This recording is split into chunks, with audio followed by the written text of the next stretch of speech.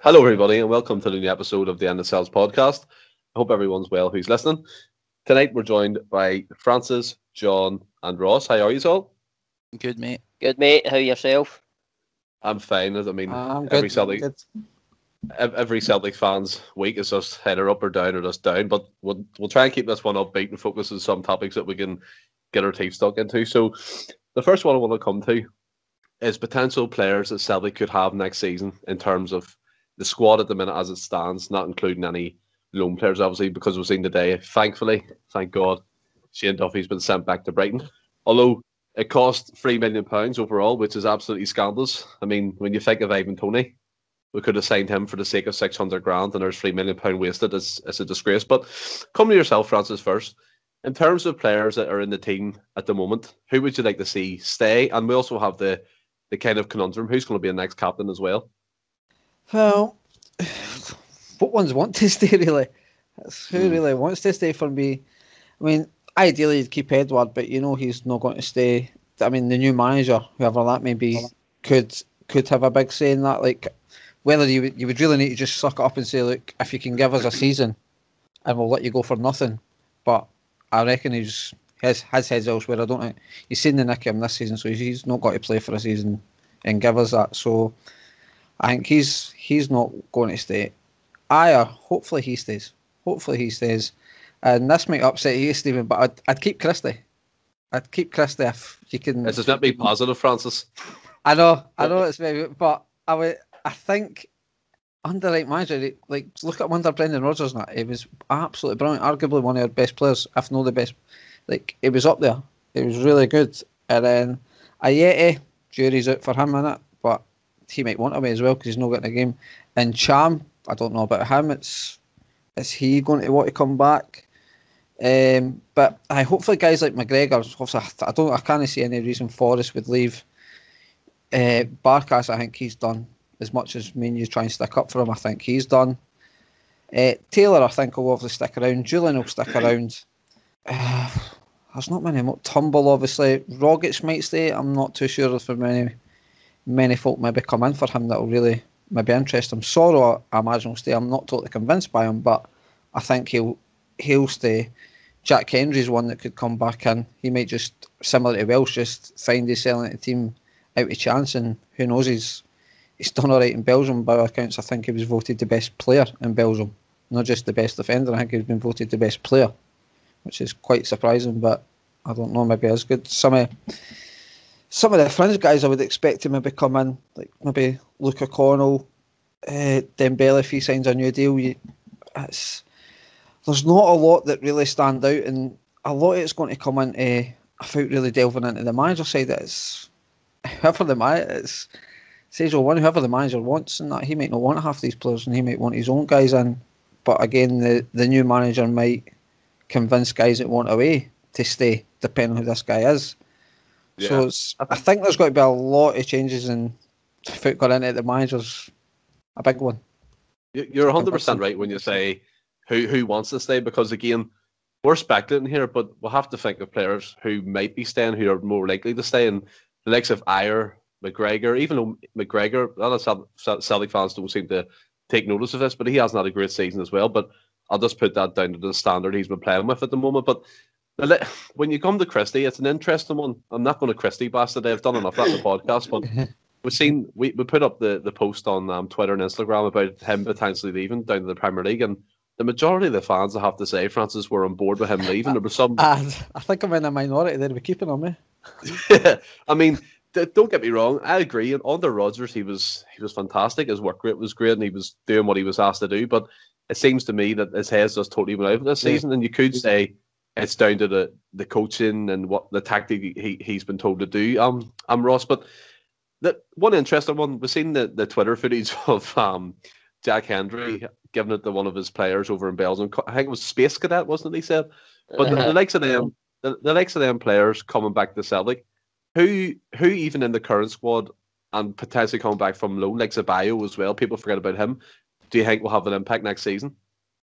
I mean, I would like to think off the back of what Franny said there about Hendry being voted the best player in Belgium. I think he's the one that sticks out that could come back and maybe have an impact. I don't think Bio will do anything. I wouldn't be too upset if he was moved on. But on the Christie one, I have to tend to agree with Franny. I would keep him, as Franny's touched on. I would keep him if we could get the Christie old, because he was undeniably one of our best players for the best part of 18 months to 2 years. His work rate was incredible. But again, like you've touched on, Stephen, like his head maybe has been turned, and he's playing so poorly now he is. But I've said it before, like I have to defend him slightly because he has played 99% of the games out of position. But if the right manager can come in and get him back to the way he was, then I would be all for keeping him. But Franny's covered most of the guys. But I would probably try and get Elanusi. I'm trying to think of any other guys that are maybe due back off the top of my head. Bolingoli. No. I mean, this is it. You can't even, if they were worth keeping, you would be able to think of them just off the top. But I can't think of anything. Really. The likes of, you've got Ewan Henderson, Luke O'Connell, Barry Coffey playing over here in Irish League for Cliftonville. He's scoring goals, and then I'm not saying these guys are going to come back and be in the first team, but come to yourself, John. Surely we'll have to be looking at these lone players coming back. We've sent Hendry out, we've sent Bio out. He scored goals for Toulouse and Legia too. I can't do it in the French accent, so forgive me. And then you've got the likes of Henderson, Luke O'Connell, Afalobi as well, the striker. I think he's at Dunfermline or Dundee. Someone will correct me on that. But what coming the next season, John, I said to Franny there, we're losing our captain as well. So there's been a lot of talk that Ayer, maybe Cal Mack as well, Cal McGregor. But I potentially can see Ayer leaving, and I don't think McGregor is captain material. Yes, he is a positive influence in the squad and stuff, but I just think he's a tiny bit too quiet, if that makes sense. But I don't know. Sometimes leaders lead by actions rather than words. But what in terms of players, John, as Franny and Ross are saying, in your mind, who's worth keeping and who's worth keeping an eye on? Yeah, I mean, I agree with both those guys. They've pretty much named the same folk. I would name. You're hoping the likes of Ayer stays. I fully suspect Forrest, McGregor.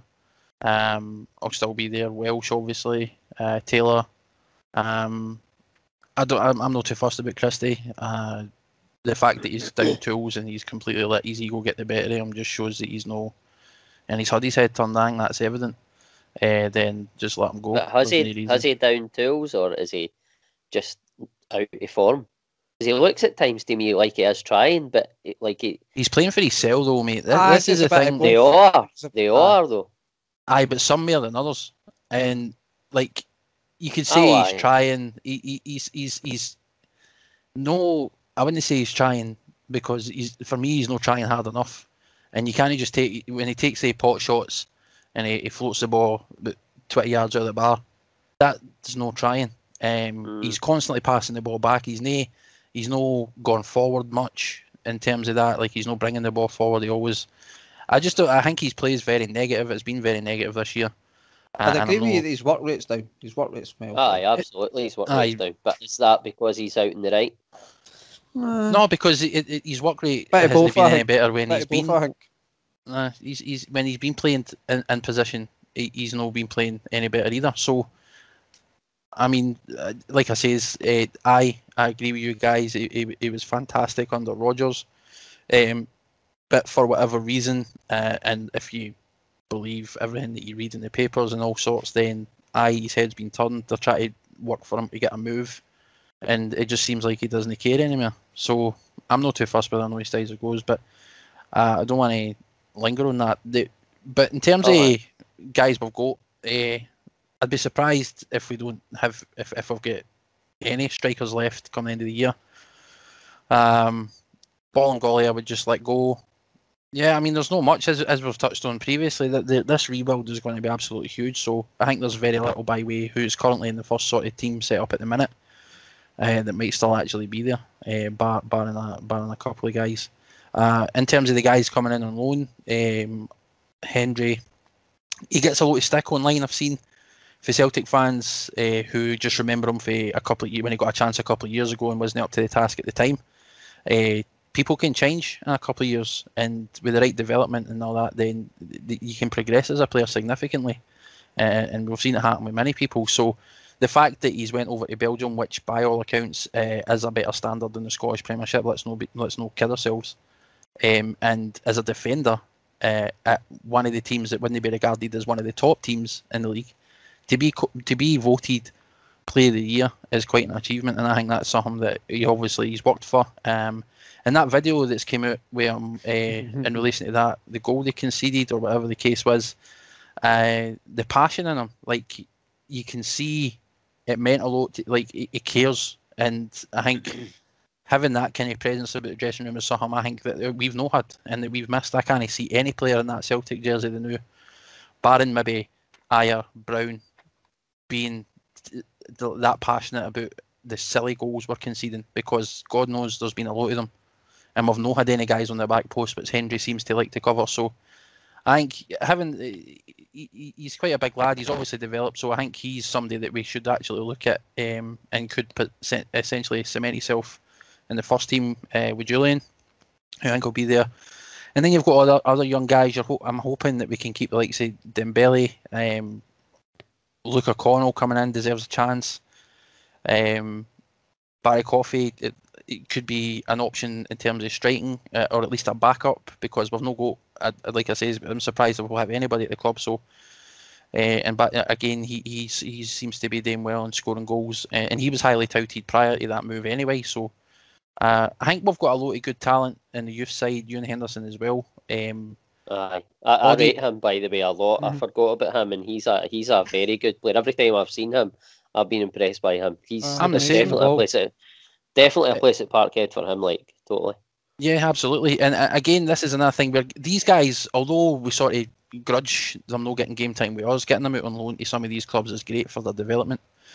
And I think it's going to benefit us greatly. Some of these guys that have been away, maybe not been playing a part in the squad this year, but the fact that they've been away playing regular football and doing well and developing is going to benefit us, which I think we should be taking a good look at. But I'm just pretty much in agreement with Brian Ross. Yeah, I mean, sorry, Stephen. Just to touch on your Jack Hendry one there, John, as well. Like in that video, like it sounds stupid, but he seemed to understand his role within the team and that what position he was meant to be in, what position others were in. So, I mean, pulling up other guys. Pulling up other guys and like got the bottle to do that, and that's what I mean. It's like when you actually see the replay of the goal, it's like he's bang on. Like, everything he says, he was where he was. It was nothing to do with him. It was nothing to do with him, and that. So it was kind of bang on. But he was written right into his own teammates, and if it was deserved, then you need that passion, and I think that's something we've missed, and it shows leadership as well. And that's a mark of somebody who you want. That's somebody you want in a dressing room. So if we had somebody like that this season in our dressing room, who, because we've conceded a lot of goals for set pieces and no marking that back post, we can all see it's something that needs to be addressed that never seems to get done. And you look at that Celtic team and their heads are just down. I can't see, Ayer's the only one I ever see that really gets animated and try to fire people up. You could say the same for Brown as a captain as well, but I don't think we've had anybody like that in the dressing room. And I'm not saying that he's going to be this guy when he comes back, but it's good to see that this is the kind of he's got that in him. He's got it in him, and he's developed great as a player, because you don't just win Player of the Year in a league like that for being even half decent. So he's obviously done something. I've not watched any of the games. I don't know, but he's obviously done enough to merit it. So. As I say, that's the kind of thing that benefits us, and we've been absolutely dying to get another big centre half in. So he could be the guy to lead the line, the line, but you know what I mean, like to strengthen that back line with Julian. I think we should definitely be keeping our eyes on it. Yeah. Also, Stephen, see, touching your captain, seeing as I forgot that, but I would get to Dumple. I'd get to David Tumble, the captaincy. I said strive in that position.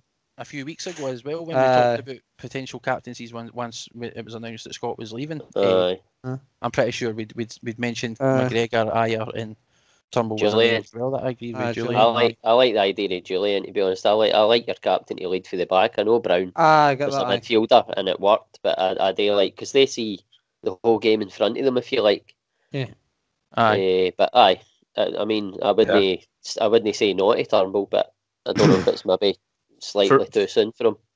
For me now, I would say no to David Turnbull being captain, because he's only in the team 6 months and it may be a bit too much pressure for him to handle in an early stage. I don't think that matters, and I think it's a making a player as well, because if you're able to say to him, you've got to trust you with the captaincy, and he's willing to take it on, then I don't think it matters. It doesn't matter how long you've been at the club. You've either got leadership qualities or I've got it, you have no.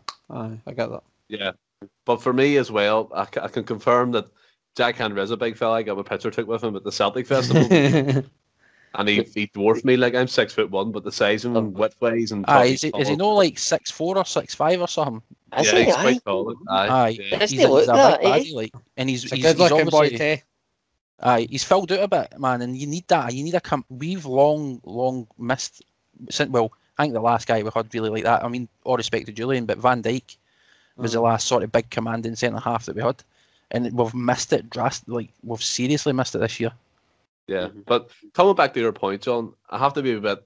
I'm going to disagree with you on a few points, because I personally don't believe that the Belgian League is a bigger standard than the SPL. Probably off par, I would agree, yeah, but I don't think it's massively better. I think it's the same. So I can see. But that's your point. I'm making mine. I can see Jack Henry is developing as a player, and he is coming along, and he got voted the best player in terms of all positions within the Belgian League, which is fantastic. I'm going to throw a curveball in here. I'm going to come to you, Ross, first. We've mentioned Bowling goalie. Now, I know what he did was wrong, and he didn't tell the club where he was, and therefore led to Celtic being punished and that player being sent away. But by all accounts, he's played Champions League football this season. He's played in top flight football in the Turkish League, which is a good standard as well. Why couldn't he come back? I know the support is fractured when it comes to Bolingoli, rightly so as well. I'm 50-50 on him too. But do you not think the way Greg Taylor is a minute would need another left back anyway? So if a new coach come in and got the best out of Bolly, would that not be something to be worth exploring? No, I don't know. For me, I think what he done was unforgivable. It was total disregard to the team, and it pretty much set the tone for the whole season after that. No, I wouldn't have him back at the club, no. And what about yourself, I think in the time he did play there, I think he only had one performance where I would have said, you look a player, and it was the game at Ibrox where we won 2-0. Johnny Hayes scored the second late on. I think that was the only performance where I thought, you're a player. Other than that, he was no good enough for me. But I mean, I just think what he done was unforgivable. Yeah, I get what you mean, but again, you've seen players come back and they do make an impact. John's rightly pointed that Jack Henry's developed. He's filled out. He needed that loan role and a loan move to a club that's going to play him every week. I'm not saying pass off to Spain during the pandemic. I was just going to say that. Aye, but again, we've seen celebrities make them mistakes. We've seen politicians make them same mistakes. We've seen certain football clubs make them mistakes and not be punished. So, Francis, why can't, if Bolly comes back and performs, would the Celtic fans not accept him? Just going back to that mistake he made before that game versus Kilmarnock? I think, I don't know if I'd say a big majority, but I think a strong majority would. Because as football fans, we're fickle, aren't we? If the team's winning, we sometimes forget what players have done. I don't really care what they've done, really, and how that. So, personally, I don't see a future for him, because I'm not going to sit and pretend I've paid attention to the Turkish League and stuff, so I don't know if he's been playing well, but if he's playing like sort of every week, then it's going to be good for him. But personally, I don't see a future for him. But to answer your question, yeah, there's no reason why he can't come back under a new manager. The new manager might fancy him if he has a good pre-season. Then if he does start well and start playing well, I think fans, not to a man, they'll forgive him, but some folk will just choose to let it slip, if you like, and just choose to forget about it, because it's what we are as football fans. We are, as I said, we're fickle. We'll kind of forgive and forget, if you like, or choose to forget if they're performing. Yeah. We have to remember as well, he was signed for something like £3 million, wasn't he, from Rapid Vienna? Yeah. So there was a bit about him when he was playing the Europa League football, playing in a good standard. I think they play in the Austrian league, if I'm right about that. But I mean, John, come to yourself. Do you see a future for Ballincolly at Celtic? Nah. I mean, if you actually, and I believe that, despite the league that he's playing in, he's barely played, as my understanding. And when he was at our club, he didn't look like he was at his depth. It's a completely different pace and everything else to what he was used to in Austria or wherever it was we got him for. And like I say, he wasn't. He didn't look up to par before the loan. He then made that mistake, which ultimately seemed to be one of the cornerstones of this season. The toppling, the beginnings of it all, and I just don't think him coming back, barely playing in Turkey, coming back to this league, and having no adapt, and how big next season is taking that chance. Just try and, if you can, recoup some costs from him or just let him go. But I mean, I said it, me personally, I'm 50-50 because I think Francis is right when fans are fickle, and you have to. Fans they don't forgive, but they do sometimes let things slide. And I personally believe that we're going to be short in the left back area, and it may be something Celtic are looking at to maybe cut a cost and not sign a player to strengthen that area in terms of having Taylor and Ballincolly as it was planned originally under Neil Lennon. So I don't know. I'm going to throw myself out there and saying 50-50 on him. I do get what he done was unforgivable, but again, we've seen loads of people do COVID breaches, politicians, celebrities, football clubs as well, and ourselves. But to be honest, going to Dubai as a team, we done that. So I think we're. The Dubai trip wasn't illegal. I know, but I mean, in terms of reading the room and stuff, it was a shambles. I mean, we can all admit that. I would maybe be in agreement with you, Stephen, in terms of the 50-50 and giving him a chance if when he was at Celtic, he looked half decent. But even if he went away to Turkey and he was playing regularly and was getting a good account of himself, then all right, maybe give him a chance. But he didn't look decent in a Celtic jersey at all. And since he's went to Turkey, you can count one hand how many games he's played. So, I mean, and given, as I say, how big next season is in itself, do you want to take that chance on relying on him, or do you want to just forget about it, move on, and then just try and strengthen? Because that's what I think we should be doing. No, I get you 100%. And hearing that you were agreeing with me, kind of gave me a shock. I was like, what? No, we don't. No, but like, I think Ballincolly is. I mean, Ballincolly's an issue is in terms of the Celtic fans would need to come to terms with if he was in the squad. I'm just coming from a merely financial perspective as well. If the Celtic board are looking at putting their funds in other areas like the striking department, which would be four short if all the strikers leave, and we all know that Lee Griffiths might be going at the end of his contract. Edward's probably going, 90% would say he's going, and then Kamala just left, and then Yeti, who, I mean, we all want him to do well, but he just doesn't show up when he's on the pitch. But moving on, so there's 2 games left until the end of the season. The next one being St Johnson. I think it's next Wednesday. I don't think we're playing this weekend, so that will be on the Wednesday. And I didn't know this, but the Queen's Park season's ended, so Luke O'Connell will be back at Celtic. Do you think? I don't know the ins and outs of this in terms of how many clubs they can play for, but I think it's up to 3 clubs in the season, 1 lone club or whatever it is. But coming to yourself, John, first, is these games the time just to be like, we've seen Shane Duffy go, and personally I'd be hoping for more loan deals to be cut short in the coming days, but again, that probably won't happen. But do you think it's just now, and we've been saying it for weeks, just the time to give the youth and the people who's going to be there their chance? Absolutely. 100%. I think that's exactly what we should be doing.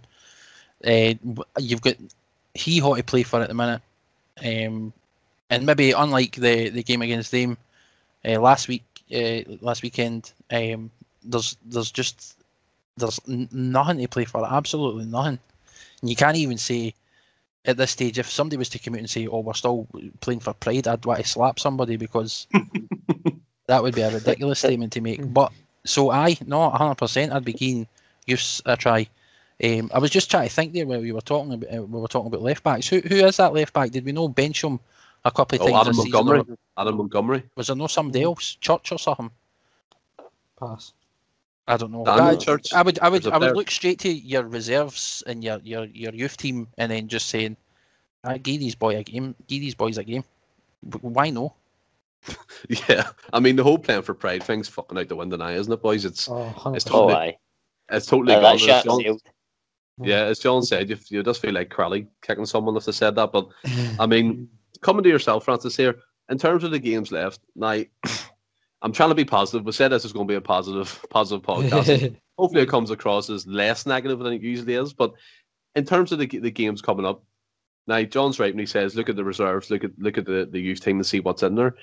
I was coming back to the Derby game on Sunday. I was absolutely shocked that Dembele was just dropped from the squad altogether. And this guy has been touted as the wonder kid, the new up-and-coming star. He's been in everyone's mouth since he was 13 years old in terms of his name. And I think the contract situation is a bit up in the air because people are saying he has another year left and people are saying it's over this season. But surely these two games coming up, Francis, are vital in terms of keeping these young players interested, staying at Celtic, knowing they're going to get a chance eventually going into next season. 100%, Stephen, to steal your thing. I wouldn't be surprised if Dembele's in the team the next two games.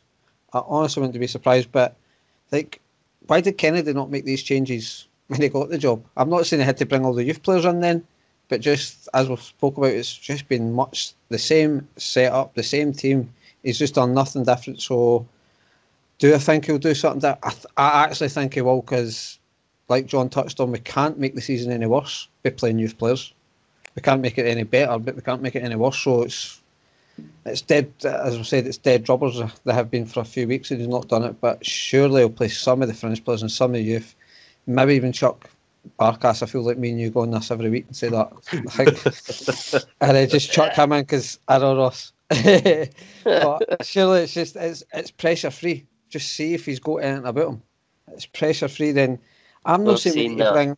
I know, but I'm not saying we need to bring in 11 youth players. But surely can bring in 3 or 4 each game as starters, and then just have it in his head that he'll bring on 2 or 3 as subs. Even if that means taking off a couple of the boys, like you swap 3 youth players for 3 youth players, just each game you're maybe chucking in roughly about 8 guys, maybe get a shout in that. It's only 2 games, and like I say, is it really going to make the season any worse? It can't. It can't make the season any worse doing this. And I say it's free hits for the laddies just to see, just go and express yourself, because it's the done thing to play your youth when games are a wee bit dead rubbers at the end of the season stuff. Generally, you're doing that as champions over the last 9 years, and it was good for and then obviously fans win, so it was good for the young laddies and good for the fans to see some of the youth players. But I see no excuses why he can't make, like I said, put 3 or 4 boys in. Agree to say I'll use 2 or 3 subs of the youth boys. There's no logical reason why he's not going to do it, because it's not like Kennedy's got to get the job. There's no way he can get the job, and I don't think that he believes he's got a chance of the job. So he's absolutely nothing to lose. So I wouldn't understand him not doing it, and I don't know why the reason he can't do it. I think it goes back to the topic we talked about on Tuesday, that Kennedy has no balls about him. He's no fight or no passion or no drive to do something his own way. It's like just a copied version of what Lenny was doing before him. But Ross, come to yourself. We do know one player will probably start against the Giants will be Scott Brown, because this has been as labelled as farewell game departing from Celtic Football Club in terms of the last home game. And obviously the fans and stuff are going to do some, like, I was going to say reefs there, that's the totally wrong word, but like flags and all that type of thing to appreciate Scott Brown. But in terms of around him in that game, I was seeing, as John rightly said, that Ryan Kent ran circles around him and stuff, and he just was not in the game at all. But coming into the game against the Johnson, as Francis pointed to, surely you could throw the likes of Oko Flex, Dembele, Maggie Johnson, and if he stays fit this week, fingers crossed. But these players have to get the chance in the last 2 games, surely. I mean, it's well overdue. I mean, aside for the 2 Rangers games, you would have hoped that he would have tried to blood some of the youngsters just to see what they were about. But at this point now, with 2 games left, he's never done it yet. So I would be surprised if he did do it. I don't know why he wouldn't do it, but I would be surprised if he did now. I don't think he'll change at this late stage. He's only got 2 games to go. But I mean, like yours, I hope that he does.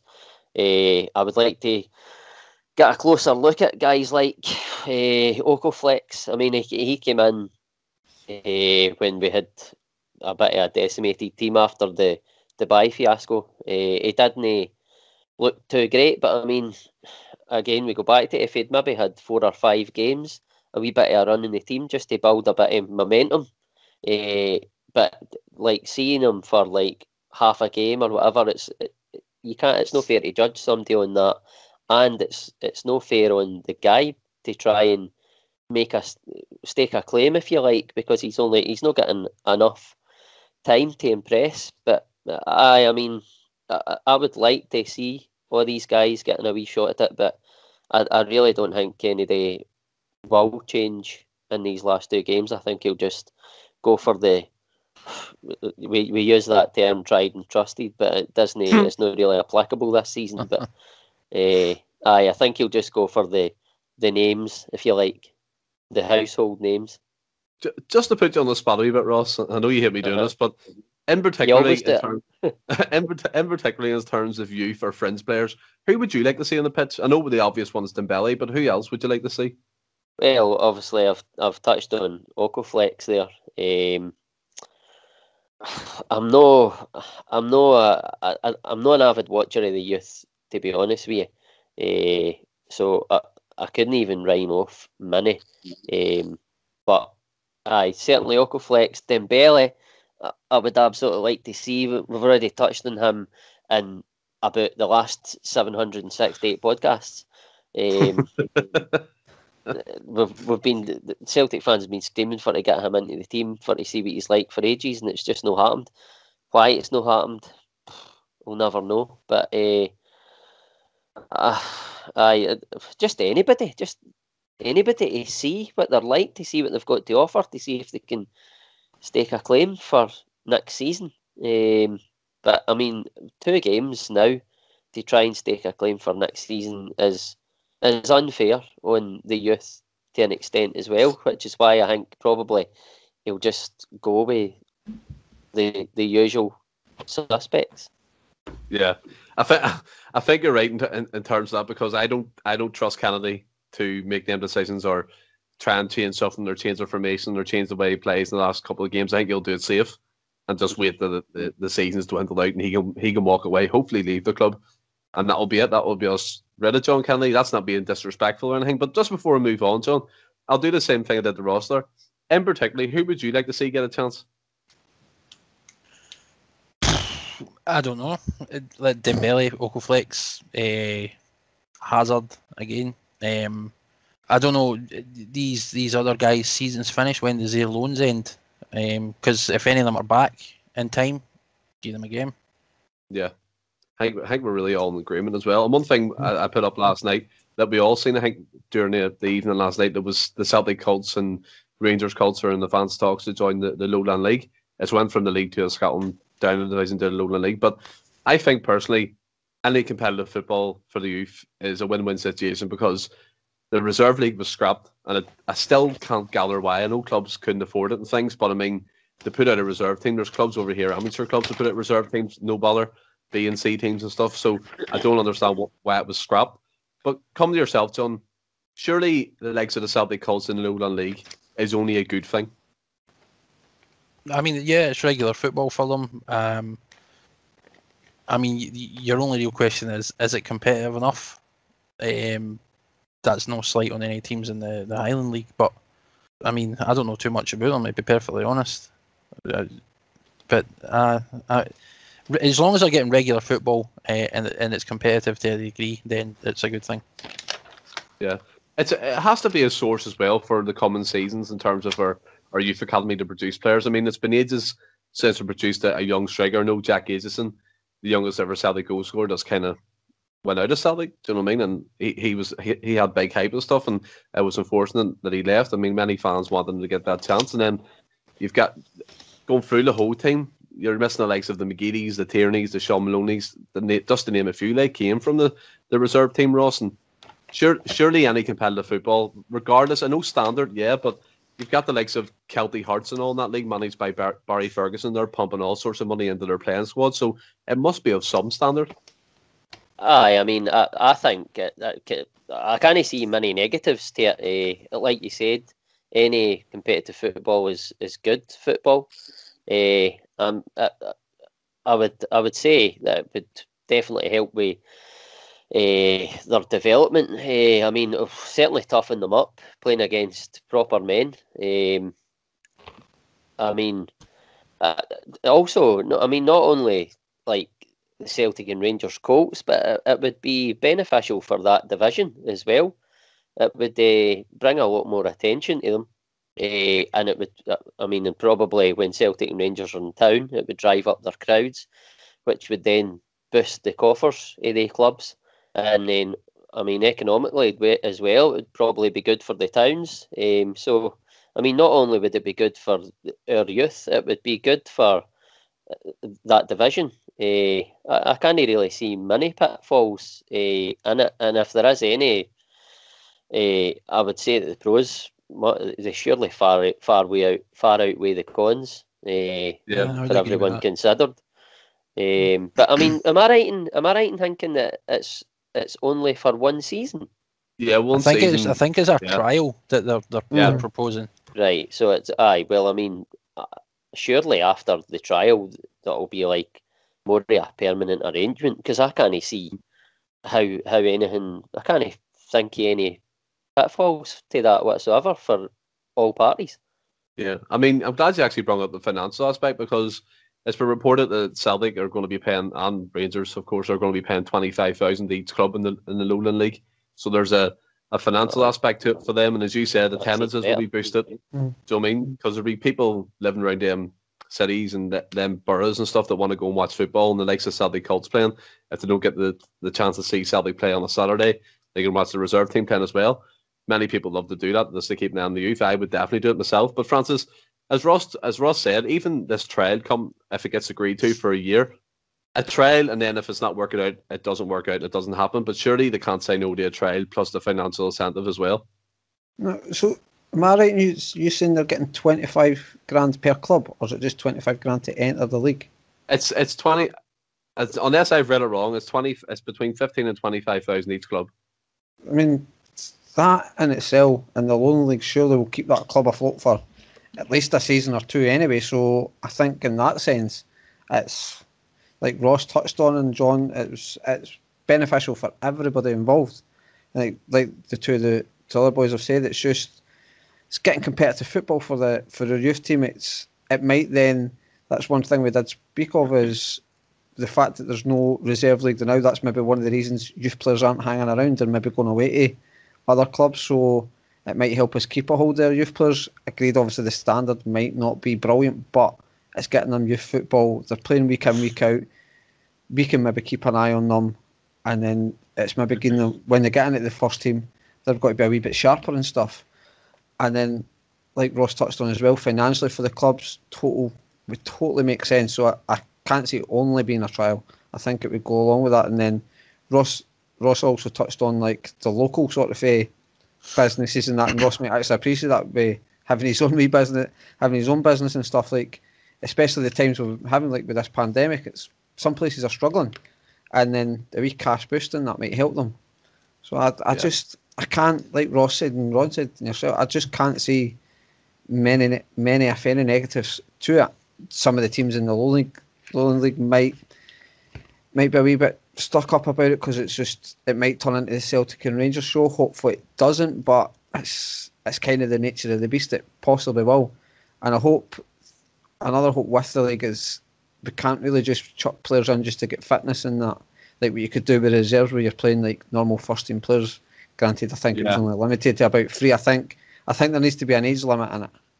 Yeah, you can maybe only go up to maybe 21 or something. That you can't be, like for example, Forrest just getting back from injury and that, just going chuck him in for a couple of weeks. Can't be doing that. I wouldn't risk that anyway. It'd get hard. No. It was just kind of just an example of saying how three stipulations I think I would like to see in place. You just want it, if you're doing it for your youth, you want it to pretty much just be your youth players that are involved in it. But yeah, I guess I cannot see enough negatives to say it's to go with saying no, we shouldn't be doing it. Yeah, I think you're 100% right. The perfect way to end this part of the show. I enjoyed that they're talking about next season and the use of stuff. I mean, that's what we're passionate about on the podcast. Moving on to the Celtic team as it stands, and I've put the wee title marker in. Can Celtic realistically expect the challenge on all fronts next season in terms of European Cup football and league football? We have touched upon it in other podcasts, but the more it comes towards the close season and the start of next season, I think it's something like 72 days now to the first Champions League qualifier. So it's coming quicker than ever. Coming to yourself, John, first. We have spoken about this at great length, but I just like going over it and seeing different angles and things.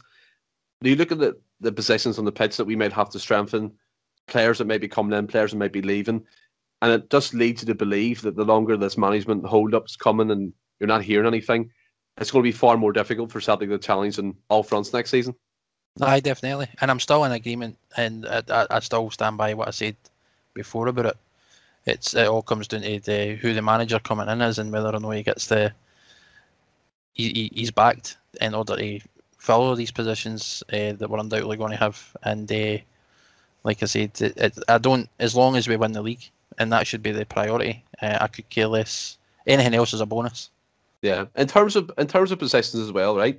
Looking across the pitch now, put your scouting hat on a wee minute, and not to say any players' names and stuff, obviously, but what positions are priority? With striking position, there's centre defensive position. Where's Celtic going to get the money from? Because as Franny said before, the businesses have been hit. The pandemic's literally wiped wee clubs out and small businesses out as well. So how is Celtic going to get the money together unless Dermot Desmond puts his pocket? Well, that's it. And I think ultimately it has to. We, as a club, have been fortunate enough where we've been financially sound in recent years, so we're in a much healthier position than most. Once fans start coming back, we'll start to recoup some money. And I think that everybody, or at least you'd like to think, everybody at that level, board, etc., and whoever they're bringing in, they'll be given guarantees and promises that they're going to be given the funds to recruit the players they need. I fully expect that is going to be the case because the board have got a lot of meeting up today and they can't afford to scrimp and shortchange fans again. So they need to be doing everything they can to bring the league title back. In terms of positions, we need to strengthen out of the park, mate. Like a goalkeeper, definitely. So we need. I think we need to be looking to sign a great goalkeeper because we've talked about it previously. They can be the difference between winning and losing solely. The quality of your goalkeeper, central defender, both left and right back positions. We really need backup for just about everywhere on the park, and definitely a striker. And Ross, it's kind of when you think about it, it's kind of scary how big this rebuild's going to be in terms of magnitude, players coming, players going, and that for me is a concern. If you're bringing in a goalkeeper, a right and left back, there's 3 players, then you're potentially looking at 3 strikers, so there's 6 players, and then wingers as well, which we're lacking in.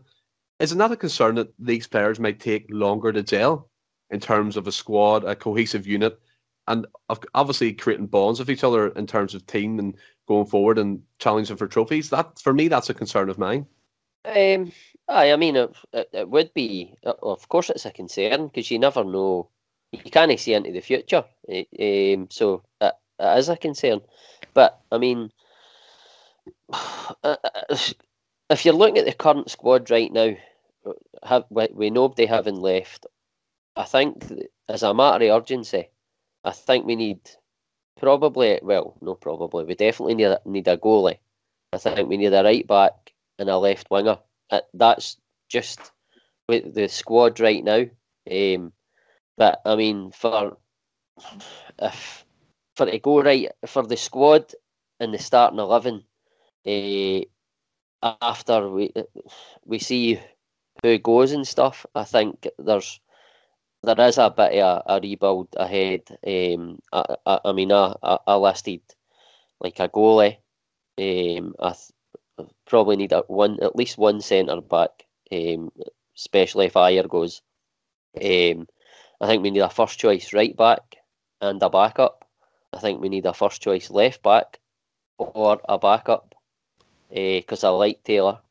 I think we need a backup right winger. We need a first choice left winger and a backup. We need to replace Brown because I'm yet to be convinced by Sorrow, and I think currently we need at least one quality striker. But I mean, all of that is it's sort of after we see who comes and who goes.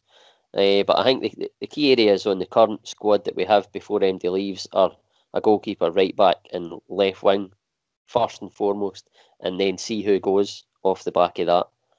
Yeah, I think a bit of a rebuild is an understatement. It's going to be mammoth. It's going to be absolutely huge because, like we said at the top of the show, it's a curious game of seeing who actually wants to stay at the club instead of actually wanting to play for Celtic. It's people are looking to leave. People are actively looking to leave, and their heads have been turned. The lone players are going to be going. There's big holes all over the pitch, and you come to that, Francis, and you're going to yourself. I said to John there about the money, but it's true. Like if it takes Celtic over 60 days to appoint a new manager, and the same list manager comes in 30 or less days, they're going to get a new squad together. I honestly don't know how you do that. Like I honestly don't know how you do that. But you just kind of hope that they announce the manager.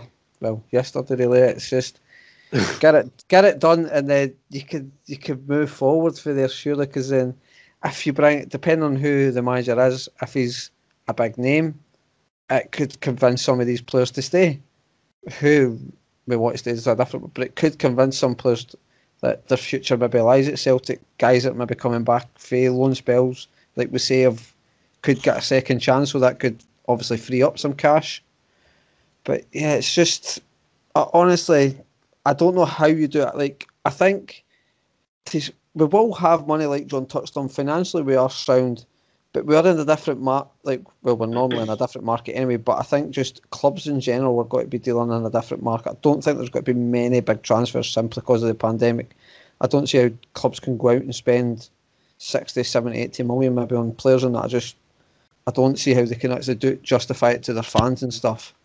But so I think we're not going to do anything close to that. I would be surprised. I would expect us to maybe spend round about maybe 20 million potentially. I would be surprised if it goes up above that. But I think we'll need to utilise the loan market again, which is no ideal. You're maybe just bringing guys in for a year that are not committed. But I think if the rebuild turns out to be as big as like we think it is, because the only difference I had for Ross was an extra striker. I had everything down there. What he had, like with Sorrow, wingers and stuff like that. Defenders are just. I think it was just so you're going to need. It's got to take a lot of money, especially when your striker. I think will maybe take a big bulk of the transfer fee, and as much as like we say about Barkas, me and you, Stephen, try to talk him up. I think you're going to need a keeper, and you're not going to pick a decent keeper up for a couple million either. So I think they two positions might take a bulk of your transfer fee up. So we have always utilised the loan market. I think we're going to have to be a wee bit try something a wee bit special with and be cheeky with it this year as well again. And by the way, see all the players the positions, if you like, that me and Franny have sort of listed. I don't think that that overhaul happens in one window. Nah, I don't think it can. I don't think it can. That's a team 2 or 3 windows. It's 2 or 3 windows. But then Ross, I don't think. But I think the key ones are goalkeeper, right back, left winger, probably a striker, possibly a centre half if Ayer goes away. But then you've got Hendry coming back in. Is he up? You don't know if he's up to the task. He could be. It's a lot of ifs and buts. But I mean, when we can't see into the future, it's difficult to.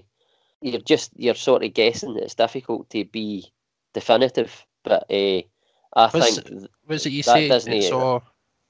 I refuse to say that word now. I've got a wide vocabulary range and I've just been ripped for it. I know how you feel, Ross. I know how you feel. But coming on to It's All Ifs and Buts, nice plug for the next section of the programme, Ross. For play for you that. But if it's a bit part right? You're saying, I'll come to yourself, John Fliss. Ross made a good point there, saying this overall can happen overall, like a one window type scenario in terms of all these players coming in.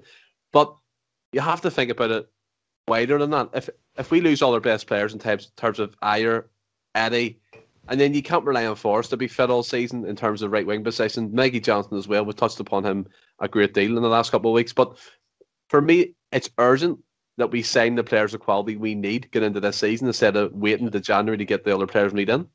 No, I mean, he is right. Normally, when you're looking at rebuilding and stuff like that, you're not in a position that we're in, and it is a job that can take 2 or 3 windows. But the likelihood is we're not going to be in a position or the luxury where we've got that time. So stuff has to be done quickly, and I suspect it would be. But again, as Ross says, we don't know where we're actually going to be in terms of players leaving, because, as I says, I'm firmly in the belief that Howe is going to be announced. It's just a matter of when. I think he's a perfect guy to come in and speak to these guys and convince them to stay, because there's like Ayer, and Cham might still have a role, as was touched on earlier. So, I mean, it's still a big job. Don't get me wrong, and the rebuild is still going to take.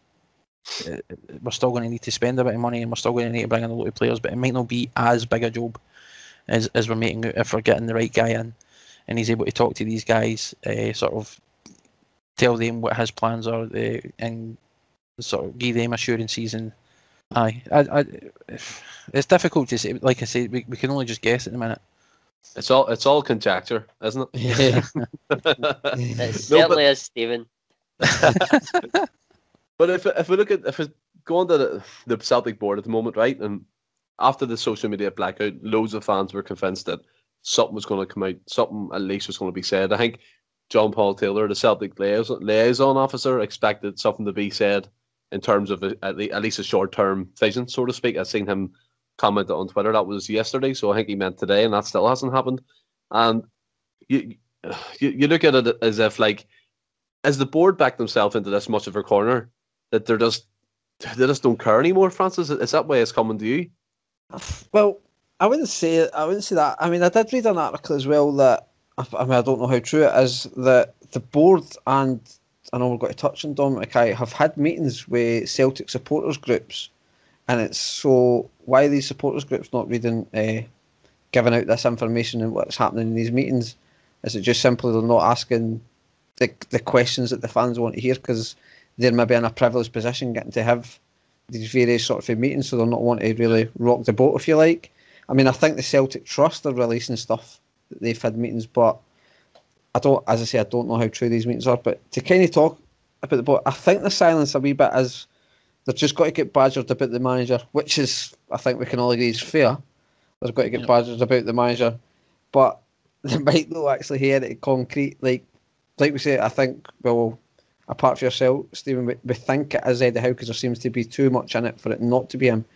But they probably not want to come out and say, it's Eddie Howe. It's not quite at the line yet, but we're confident, because things can change. Things can change, and I agree, the longer it doesn't happen, a new manager comes in, say it is Eddie Howe, the longer that does happen, then there's more and more chance of something potentially happen to stop the deal. So maybe they're just got to sitting there just thinking, well, we've backed ourselves into a corner maybe a wee bit, but as well as just continue to be silent until we know it's set in stone, there's nothing can stop the deal, because it would look really, really bad if they came out and goes, as Eddie Howe, then we've not got it quite out of the line yet, but it'll be Eddie Howe, don't you worry, and then it doesn't happen. So it won't look great, but I appreciate the longer they stay silent, it doesn't help as well, especially to touch back on the rebuild and that. So yeah, it's just, and then again, they can't come out and just go, be patient. We've been patient, to be fair, we've been patient, but it's maybe if they're sitting there just thinking, going, we've nearly got it to the line, they're probably sitting there self. You'd like to think they're sitting there themselves saying, this is taking longer than we really expected. It's obviously the fans are getting disgruntled about it, rightly so and stuff. We can't really come out and ask them to be patient, because what is it, been 8-9, well, possibly 9 weeks now since Lennon was away. So I think if they came out and said, be patient, it's just got to kill them. Absolutely kill them, because Like, they maybe just do want us to be patient, but it goes to the old saying, no news is good news sometimes. If you come to it as well, like, you look at us, right, as a group in the group chat and on the podcast, we argue constantly about what we think is going to happen within Celtic Football Club, and that's because there's been no direction from the actual people who run the club, like the board. Yeah. And I think the biggest frustration, Ross, for me anyway, and coming as a Celtic fan, this has been dragging on for 60 days now since Lennon left Post or was sacked from Post, and then before that, they should have known the season was going up and was just going tits up. And there was a graphic going around social media there within the last couple of days saying about how long it took certain clubs to employ new managers. RB Leipzig was 4 days or something, Bayern Munich was 2 days, and Aberdeen was 16 days, Roma was 3 hours, and at the bottom of that list, Celtic was like 65 days and counting. And that's the biggest frustration for me anyway, that it's been 65 days of no, apart from a Desmond statement that was just, again, was just kind of sit down and shut up, and you'll take what you're given, so to speak. I just don't understand why people can still trust the Celtic board to do the right thing. But not every single deal is the same. But this is Eddie Howe. This is not like getting Pep Guardiola. Do you know what I mean? I know. But then you look at Leipzig. I mean, the manager they brought in was basically for the other Red Bull club. So that would have been easy. Jesse Marsh, yeah. Aye, but that would have been an easy deal to get over the line. You look at Roma. They've obviously got the Italian league as like a carrot, and it's Jose Mourinho. Again, to me, he's went back into football. It's quite an easy deal to get over the line. I'm not saying that Celtic have done. I'm happy with how the speed that Celtic have done this, but I don't think that you can compare any one deal to another, because there's loads of different variables that we didn't know about. To each deal, so I tend to look at things like that, because Celtic. I don't compare Celtic to Roma, because Roma are in a far more privileged position as regards their league and stuff, and who they can attract, and it's just a lot easier, I think, for a team like Roma to get a manager in, especially when they're able to attract the ilk Mourinho. So I don't look at things like that, to be honest. Yeah, but I mean, right, you look at this, right? I come to yourself, John. I know you're an Eddie Howe fan, as everyone else is in the group. I am too, just to make people aware. But 65 days and counting, this board. Now, Ross, again, I'm not saying the board need to come out and say it is him, but at least say that they're interviewing or they've got someone in mind. It's just a matter of, as John says, when, not if. And you're looking at the likes of Roma, and again, I don't buy that narrative, Ross. I'd have to disagree with you there that you don't compare Celtic to Roma. For me, Celtic are on maybe not league terms, but on comparison with Roma in terms of size, in terms of fan base and stuff and history. So I don't buy that narrative. You look at like at Aberdeen, they got a manager from America, including quarantine, 10 days, and they got him in 16 days. So, and Celtic are still ruffling around seeing who they're getting. So, John, coming to yourself, would you expect something this week by now, or even a snippet of a statement, a press release, anything at all? I was expecting Soham on Tuesday, and it didn't happen. As we all were. Yeah. And I've been waking up every morning, and I've been checking everywhere I can to see if there's any word there, any news, and there's still been nothing. Tomorrow will be the same. It's not going to be any different. I'll check again, because I'm just waiting. I think, like I said, it's just a matter of when. It would be ideal, and we've went over this a million times now. It would be ideal for the board. No, it is, but I mean, what can we ultimately? We can't do nothing about it. Board on the arch, they clearly not listening to the fans, because this has been everywhere's reported this. Not just this podcast. There's plenty of other podcasts talking about it. Various other sort of Celtic related media outlets and everything else are touching on the exact same thing, and clearly the board aren't listening, or they don't care. It's ideal. Ideally, they would come out and they'd give us something, anything, just to let us know what it is. The names, we've said this before, it doesn't have to be a name.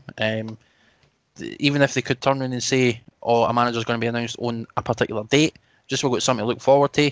Even if they could turn around and say, like you said, that we've interviewed people and they're doing other sort of due diligence or whatever else. Anything at all. The silence has been deafening, and that's ultimately been the most frustrating thing. I just briefly want to touch on what Ross said as well. Roma, and Fonseca's been on a sort of sugar peg with Roma for quite some time, and as soon as he was released, guess who he was linked with? Yeah, us. Yeah, I've seen that. Aye, exactly. And I said that as well. Every single manager in the game at any sort of level, with a half decent reputation, is going to be linked. And I agree with you, Stephen. I feel in terms of stature, in terms of fan base, in terms of history, we are a bigger club than Roma. I don't think that's any question. No, I don't think you can say that. Ross, they're playing a better league. They're playing a better league. And I'm just about to defend what you were saying, Ross. Right, okay. Because the Italian league is one of the top leagues in the world. There's no question there. Roma are, whether despite their stature in comparison to ourselves, are still a massive club. They might have underperformed this year, but they're still a big name. And financially, the financial gap between us and them, the gulf is massive. So they have the ability to approach a Marino and offer him the money he's probably getting, which will no doubt be in a couple of hundred of thousands a week. And he'll be getting promised a transfer budget that will be in triple digits, millions. So, I mean, we can't compare the two, right? And like I say, every single manager that's been linked with us, be it Jesse Marsh, be it Mourinho, anybody at all whose name has been released in the press, all we can do is speculate, and 99% of them are shite. They're fabricated by the mainstream media in order to generate stories. And I would take it all with a pinch of salt. There's been very few names linked where there's actually been where you could actually say there might be something in this. Roy Keane, Eddie Howe, probably a couple of, sorry? That's probably the only two that you could actually put your put your weight behind, but put your weight behind the actual story it being true. Aye, like you said, there's an old saying, there's no smoke without fire, right? And they're the only two where there's been any sort of real respected and outlet, namely Sky Sports, in terms of releasing news, who have touched on Celtic's managerial thing, and it's been Keane and Howe. And like you say, there's far too much going about the new. There's all that stuff about agreement in principle, which sort of leads you to believe that maybe Howe's got some other sort of contractual obligations whereby he can't sign officially until a particular date, which might be the reason for him not being announced yet. But I'm just praying, and it might be a wee bit naive of me, but and just to make this perfectly clear as well, by no accounts am I actually defending the bold here, but because, well, first and foremost, this season and the way the club's been run at the minute is an absolute joke. It's worse, I'd say, than amateur. But yeah. I'm hoping and I'm praying that they're doing everything they can behind the scenes to get everything in place so that we can make a start next year. Yeah. Well, you know my opinion on this. I'm not going to go into it again. I'm not so confident. You can go back to other podcasts. I say it all the time. But if we look at Dominic Mackay before we finish the show, just briefly, now he came in early, the shadow basically Peter Law until when Peter Law was leaving in June, and he's been in the building now. I think a week and a half, 2 weeks maybe. The days are just going so fast I can't even keep track. But he was the master of fan engagement and the Scottish rugby side of things, getting fans involved, do you know what I mean? All that. And so far, Francis, I know he's only in at the moment, but as a shadow to Peter Law, but again, he's still in the building as an employee.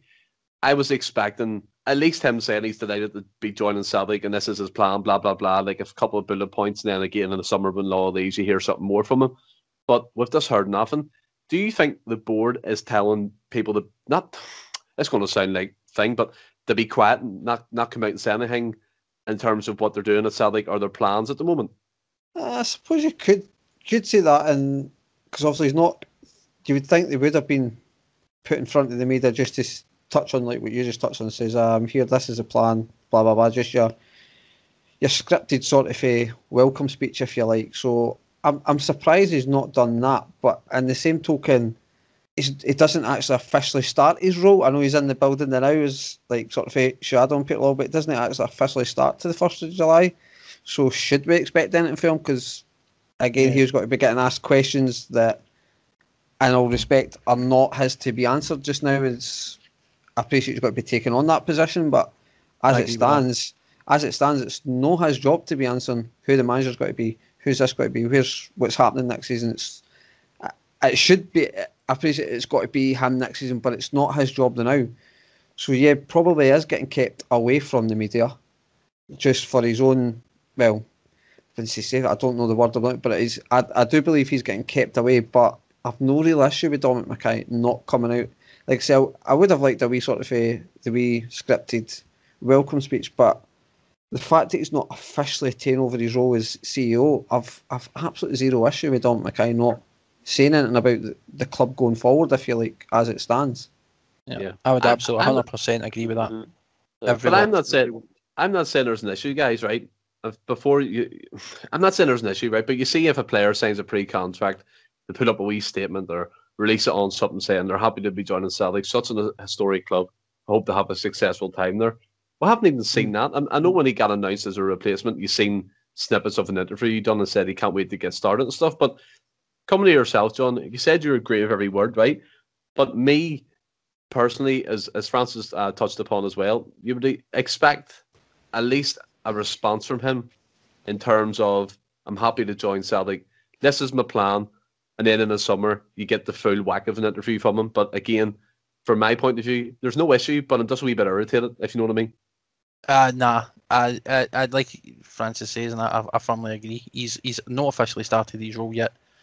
There's only so much he can say. Like he says, when he was first announced to coming out of Celtic, he did release a wee bit saying he was happy to be joining the club and he's looking forward to it, which it was sufficient at the time. And until he officially starts his role, he's not going to know where he stands, what his job role is, everything's going to entail, what he needs to do, what everything else. He'll be shadowing Lol the new, and he'll be in and round about the board and everything else, and getting a feel for things so that transition is seamless.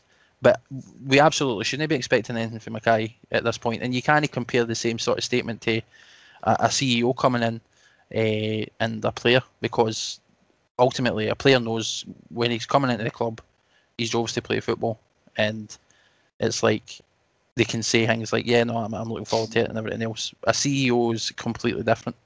There's a lot of stuff that he's going to be taking over from a business perspective that's, well, a lot more complex than we probably are aware of, and there's probably a ton of stuff that needs to be done, contracts and that need to be signed, stuff need to be, like, hundreds of stuff that he's going to need to take over and make sure he's on top of, so that when he does come in, like you say, that transition seamless. So I fully expect, come, when is it, the 1st of July? I believe so. The 1st of July, he'll have it, like he says, he come from a background where fan engagement and everything else. So I fully expect 1st of July, he'll be the first person to come out. There'll be a statement out that morning for him about him taking over, and it'll be a lot more fleshed out and a lot more detailed. But I absolutely don't. I don't begrudge the guy for not saying anything and staying quiet, because it's not his job at the minute. And until he officially starts, I mean, how can you hold that against him? Again, there's no issue for me. I get what you guys are saying, but I'm just coming at it from, I know some Celtic fans will be thinking this way, because again, he's still in the door as an employee of Celtic Football Club. He's on the payroll. It's not as he's doing this next couple of months for free. He's getting paid for it too. So he's an employee. Do you know that for certain though? Well, he's hardly going to come in, John, for free and sit beside Law every day. He's going to be paid from the day he starts. You don't know what the stipulations his contract is. Let's say he doesn't officially sign the dotted line and start his role until then. So why would he have left Scottish Rugby early then, if he was continue to be paid from them until he was leaving? Well, like I says, we can only speculate. You're assuming that's the case. But like I says, even if he is getting paid, he's coming in, he's shadowing somebody, and he's learning what he needs to do. It's a completely different setup if he was used to at Scottish Rugby, and there'll be a lot he needs to undertake. So he'll be focusing on that transition. We can deal with him coming out and then dealing with the fans and answering these sort of questions and everything else when he officially is appointed in that role. But until then, I don't see why we should expect anything. Yeah, no, that's fair enough. Again, I just want to reiterate that I'm not saying there's an issue. I'm just coming across from a different angle here. But Ross, are you much of the same belief as the other two guys, John and Francis?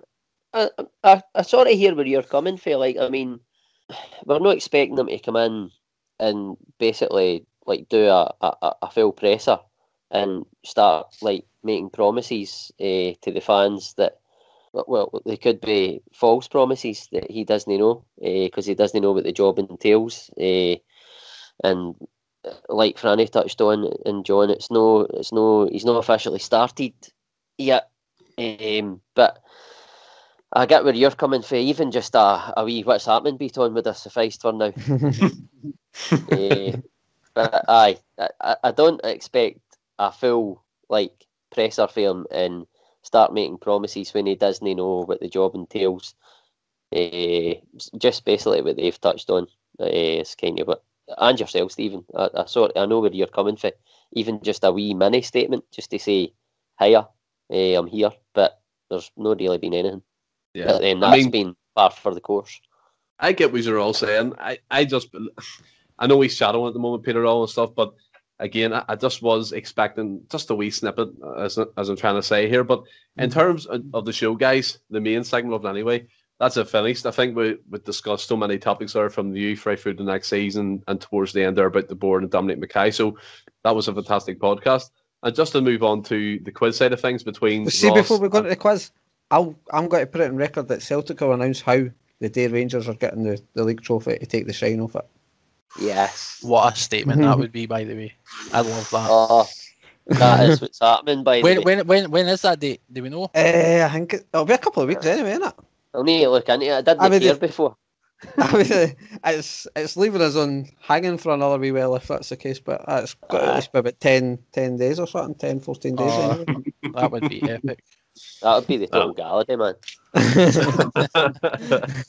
But we can all hope that happens. I think that'll be amazing, as we're all saying. It'll be some appointment if that happened on that day, in terms of taking the shine of what they're doing across the city. But just moving on to the quiz between Francis and Ross. If you guys are ready, use all the routes. If you well, I can't get John in. He loses every fucking time. So. Sorry, I've just checked it just before you go on. It's when they face Aberdeen, 15th of May. So there you go. What's that? 8 days. I'm trying to think what date is the day. 9 days. Aye. I can't count. But little over a week. Little over a week. There you May go. 15th. There you go, Franny. Mark that down, people. May 15th, the day Jack Ross is announced as Celtic manager.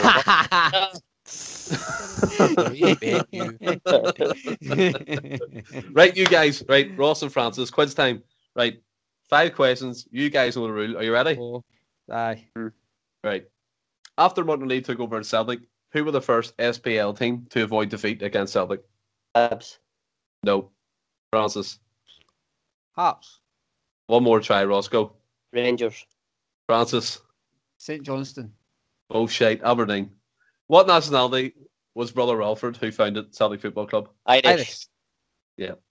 That was Ross for me. One to Ross. Ross. I don't know, Celtic played Liverpool in the quarter-final. The home leg at Celtic Park ended 1-1. Which Liverpool player was later fined for spitting at a Celtic? Jeff. 2-0 to Ross. Who beat Celtic by 5 goals in Celtic's heaviest ever European defeat in Gordon Strachan's? Bratislava. Yes. Wow. Francis, what happened to you? I'm getting a new painter into Dave Mahal. You've not got the price yet. I don't need it. I don't need the price. Like, I heard he was getting another coat. I heard the price has gone up after that quiz. He's just got to rate me in for the whole day. It's going to have a 3 and a 0 in it anyway.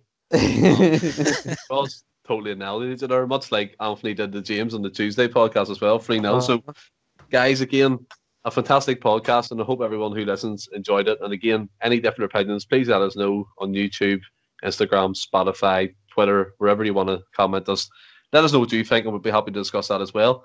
And John, Ross and Francis, thanks for coming on. Have you enjoyed this one? It was good, aye. Good. Aye. Good Nice first time with Franny on the normal podcast. Tried everything until the quiz. That's the first one I've won in about 3 or 4. Don't be... John still, I think he's won one in about 20. One in like 5 or 6 actually. Good record. No, we don't. So everyone who's listening, until Tuesday of next week, stay well and keep safe. Hail, hail.